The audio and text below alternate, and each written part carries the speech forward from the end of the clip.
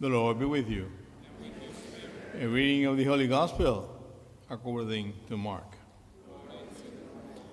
On that day, as evening drew on, Jesus said to his disciples, "Let's cross to the other side." Leaving the crowd, they took Jesus with them in the boat, just as he was, and other boats were with him. A violent squall came up, and waves were breaking over the boat, so that it was already filling up. Jesus was in the stern, asleep on a cushion. They woke him and said to him, "Teacher, do you not care that we're perishing?" He woke up, rebuked the wind, and said to the sea, "Quiet, be still." The wind ceased, and there was a great calm. Then he asked them, "Why are you terrified? Do you not yet have faith?" They were filled with great awe and said to one another, "Who then is this whom even the wind and sea obey?" The Gospel of the Lord. Praise to you, Lord Jesus. My dear family, in everything that we do in life, everything that we have to go through, we wish to have a book. I don't know if when you go to the library you see books from different topics. And I wish we can have a topic, in the library that says how to live life. I don't know, how to do things. When you came to this earth, when you came to, the Lord sent you to a mission, we start walking. I don't know if you notice, we walk in life. And every time that we walk in life, we encounter different situations, different people. When we are babies, mom take care of us, right? The only thing that we need to do is to cry, and they will give you milk, right?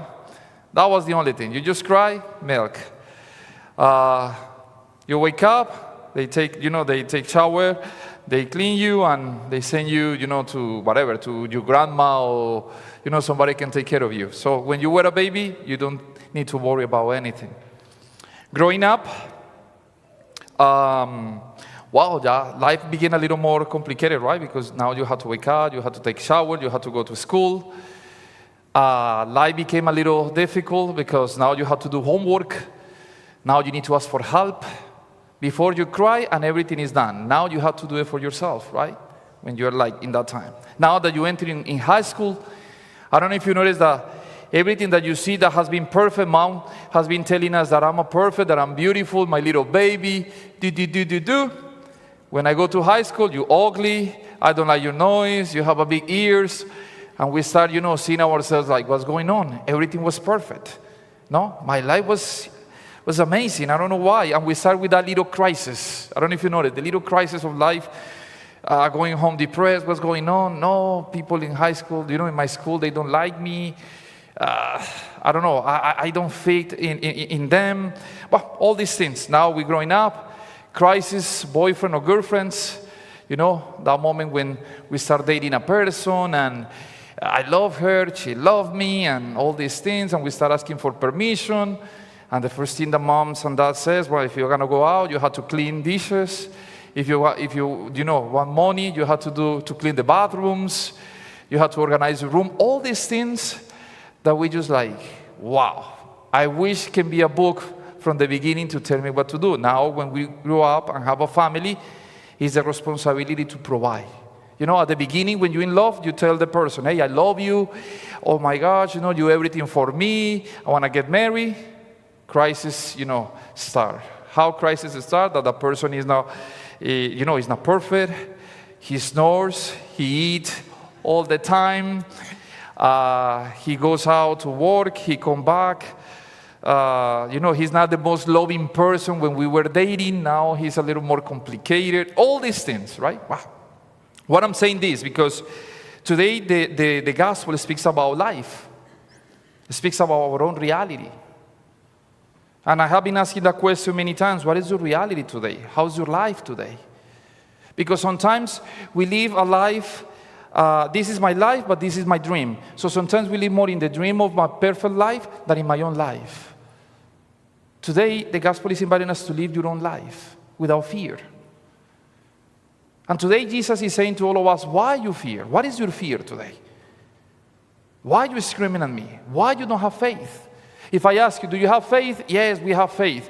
But when the challenges, the problems, the difficulties come, we start, getting crazy. We start because we need an answer to the suffering that I'm going through. So I go to New Era, I go to Las Cartas, I go to Santeria. I need an answer to the situation that I'm going through. I need an answer of my suffering. Today, Jesus is asking us that He's the answer. But now you need to ask a question. Do I believe in that answer? This is the answer that I'm expecting. I don't know if you have been I'm sure you have been in an office. You go to, I don't know, if you work, you're expecting, certain things from people.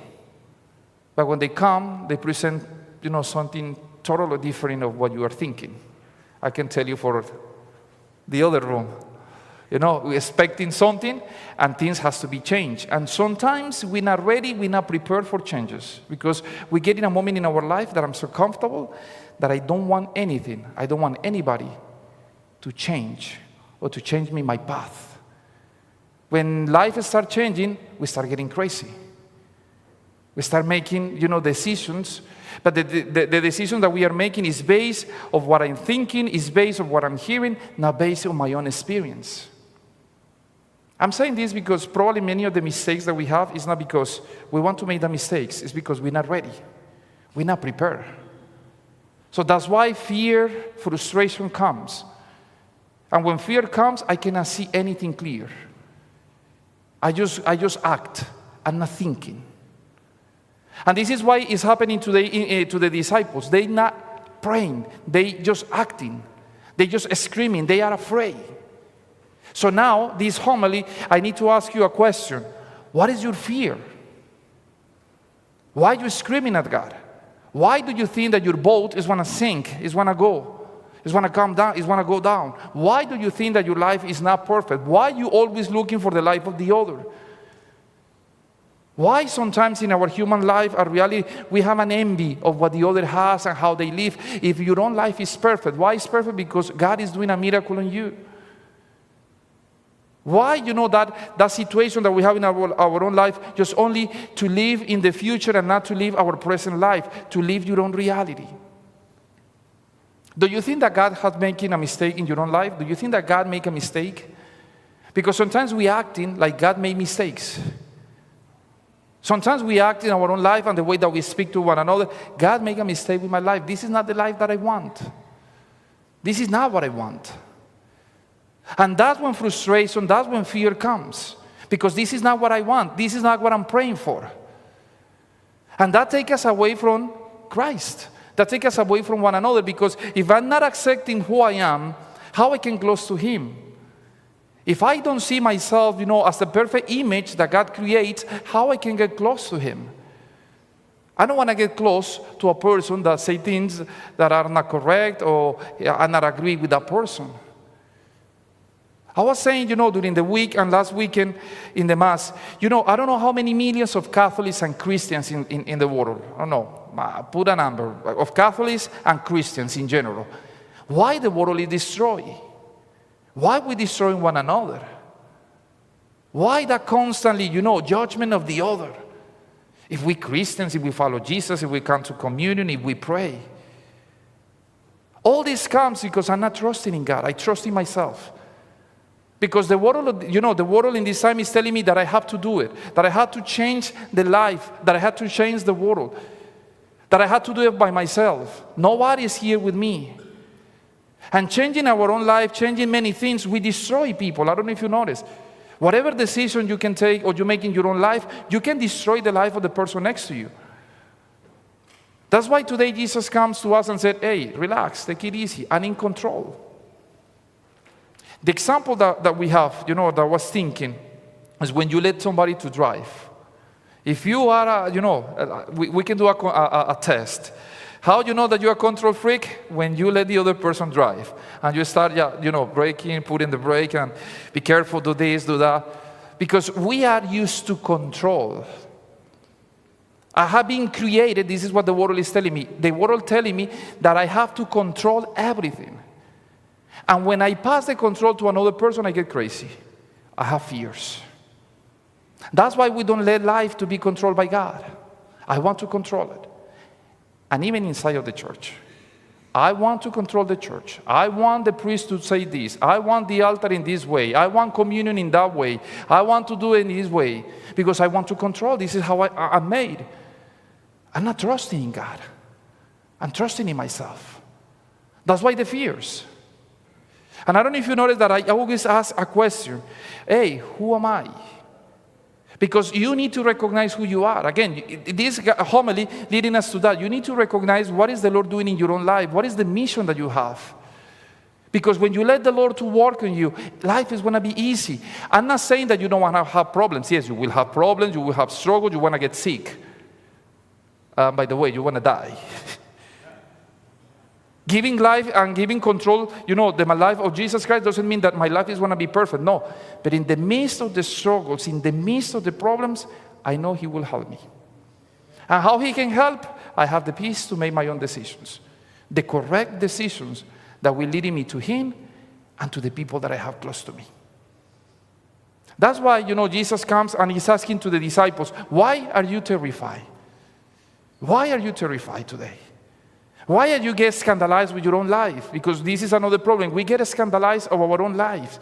And this is why when the devil comes, because he wants us to go through this sin, do this, but get scandalized. I don't know if you notice, some people, they don't come to confession because they are afraid. They are scandalized of themselves. When you get scandalized, you will never get close to God. You get away from Him. When you get away from God, that's when we make so many mistakes. And I'm sorry to say this, but I want to repeat it. How many millions of Catholics, how many millions of Christians in life, in this world, and why we are destroying? Why we cannot build? Why we cannot be together? Why so division even among us inside of the church? If you this, if you that, if you up, if you down. Be careful with bringing the spirit of the world into the church, into our own hearts. Because the spirit of the world is always leading us to this world, to stay here. God is leading us to something else, and it's to have faith, to trust in Him. So now a good question, are you trusting in God? In the difficulties that you're going through? Are you trusting in God in that questions that you don't have the answer? Do you trust in God in the moments that, yes, you're freaked out, that you don't know what to do? You don't know how to act. Are you trusting in God that God can do miracles in your life? Are you trusting in God that you have the perfect life? Or you complaining, every time because you need this, you need that, because God is not, doing or is granted to me what I'm asking in prayer. That's why we get away from God. Because He's not answering. And this is when we enter in dialogue with the devil. And let me tell you, all of us here, beginning with me, we have been in dialogue with the devil.